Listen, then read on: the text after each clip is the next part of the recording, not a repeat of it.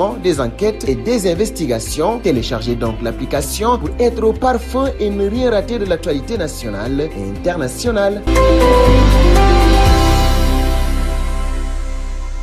mu ngoog mbokki internet yu SeneNews TV comme ni ñu leen ko waxee woon tout à l'heure ñu ngi leen di digtal li gën a fees ci ëttu yéenekaay yi ci seen télévision SeneNews TV waaye dañ koy door ak Le Soleil quotidien mi nga xamante ni mi ngi titré en noir exploitation du pétrole du gaz à partir de fin 2023 le gouvernement est appelé à se tenir prêt yéenekaay bi xëy addu ci naka la ñu war a jëfandikoo pétrole ak gaz bi nga xamante ni daañu ko door ci jeexitalu atum 2023 la ñuy sàkku moo di nguuru Sénégal na taxaw temb ngir xam ana naka lañ koy jëfandikoo bu ñu ca jógee ñu dem ci Walf Quotidien mi nga xamante ni mi ngi affiché le portrait du leader de Pastef Sonko lance la caravane de la liberté loolee la yéenekaay bi daal di xëy xamle également Walf Quotidien revient sur l'affaire Sweet Beauté comment le piège de la défense a été déjoué loolee la yéenekaay bi daal di xëy xamle ne naka la ñu déjoué li nga xam ne mooy piège bi ñu doon defal la défense bu ñu fa jógee ñu dem ci le quotidien Le Témoin qui titre en noir au lendemain de son procès devant la chambre criminelle. Sonko appelle au Tchoki final. Il a aussi évoqué son retour imminent à Dakar et va faire une caravane de la liberté.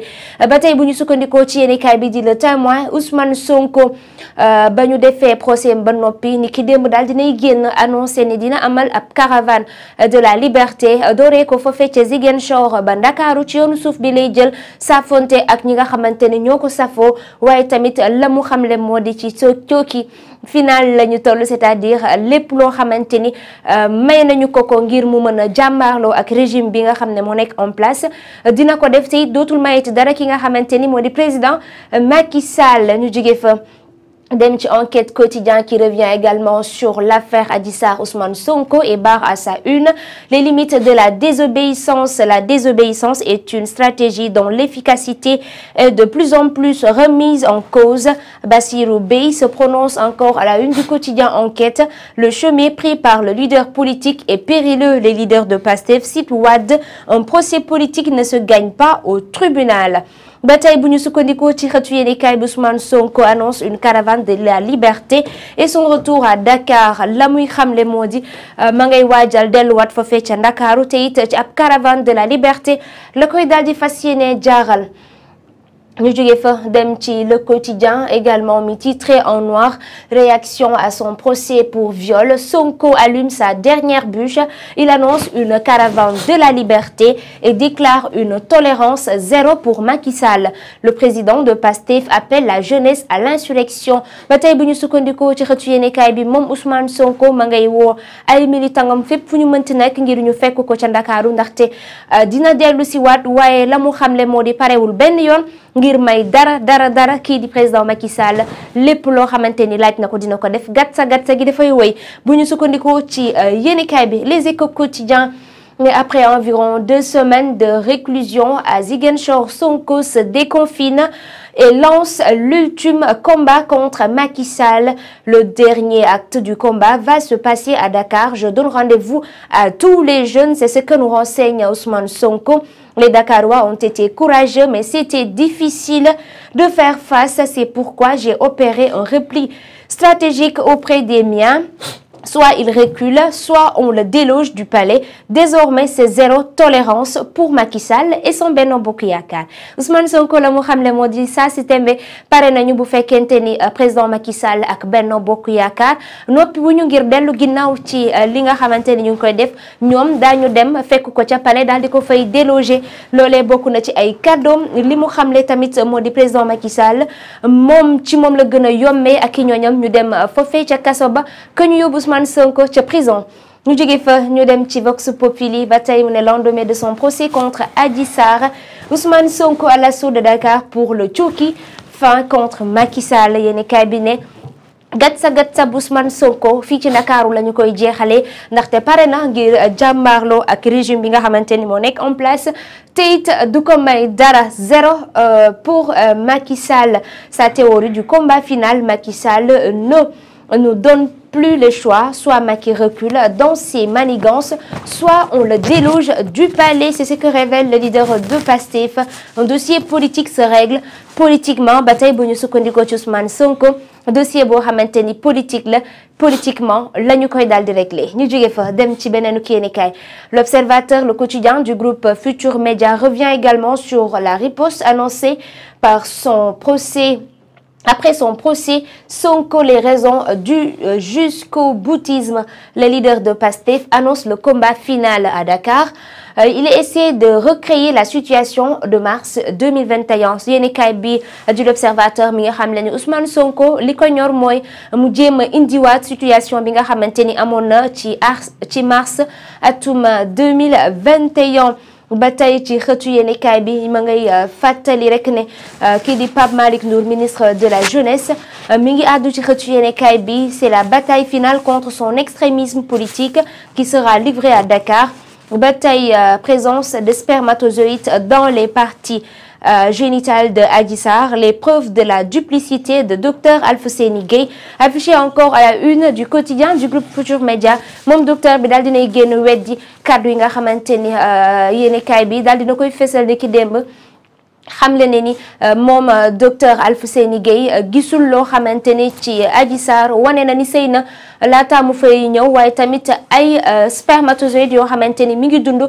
Loolee bokk na ca la muy weddi bu baax a baax. Source A qui revient également sur l'affaire Sonko, qui invite la jeunesse à rallier Dakar pour déloger Macky Sall du palais, une déclaration de guerre.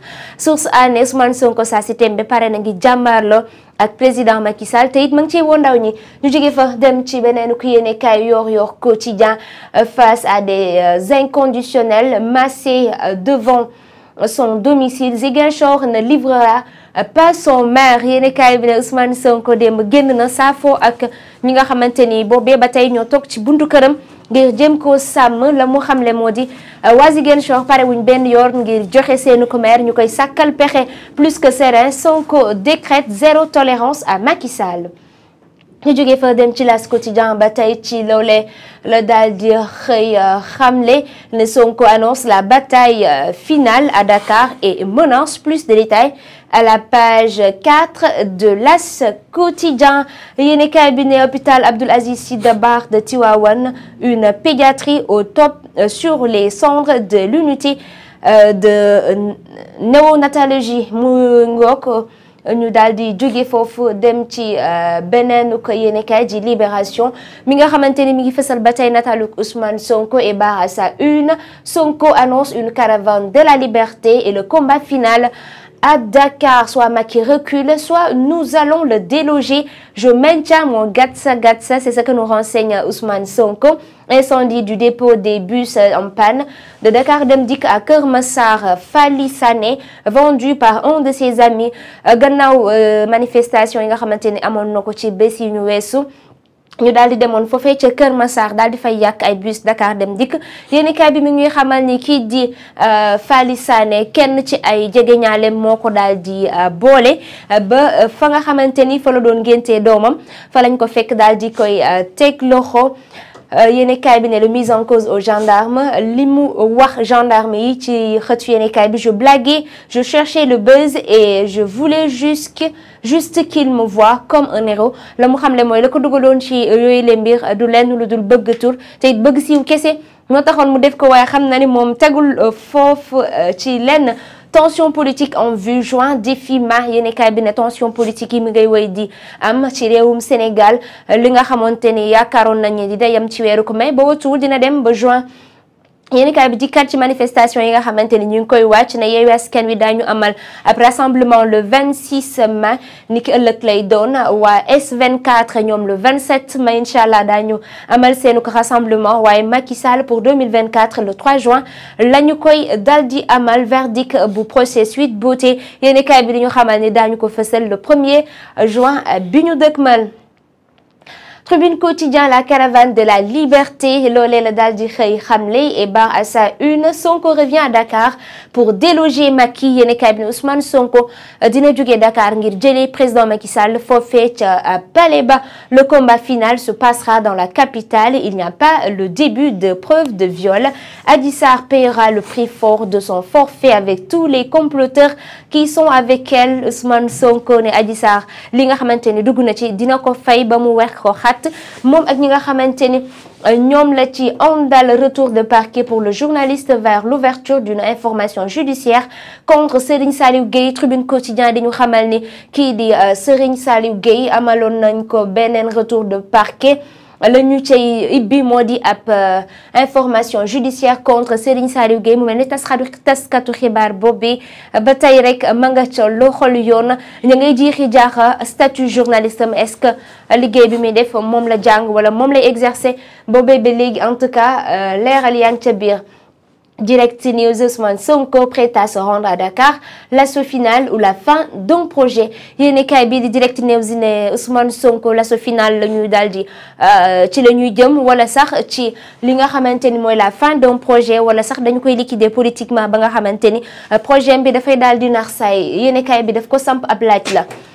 Première sortie du leader de Pastef après le procès dans l'affaire Sweet Beauté. Ousmane Sonko appelle ses troupes à rallier Dakar pour marcher sur le palais. ba tey ci yéenekaay bi loolee la daal di xëy daal di xamle. Le regard qui revient également et titre la prolongation du procès de l'affaire Sweet Beauté. Sonko fait le procès du procès.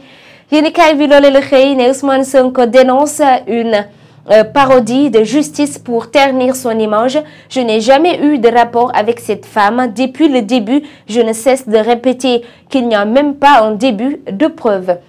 Yéenekaay bi fësal kàddu Ousmane Sonko la mu xamle moo di fa mu nekkoon fa la nekk ba tey waxoon na ni sekkul dara ak kii di Adji Sarr te it foofu la toll ba tey amaguñ ci ay firnde yuy wanal ni comme ay preuve ne loolee am na ci seen diggante. Pour asseoir la paix et la stabilité sociale, le dialogue national prend date.